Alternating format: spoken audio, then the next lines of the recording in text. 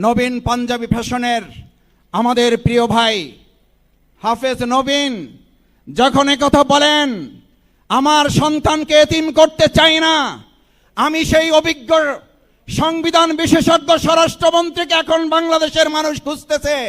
আপনি কোথায়? নবীনকে নিরাপত্তা দিতে পারেন না, আপনি সংবিধানকে আবেগের কথা বলে ওটাকে রক্ষা করার জন্য লেগে পড়ে উঠেছেন। আজকে নবীনকে যদি আমরা সব নিরাপত্তা দিতে ব্যর্থ হই, তাহলে আগামী দিনে বাংলাদেশে সুষ্ঠু ধারার ব্যবসা পরিচালিত হতে পারে না।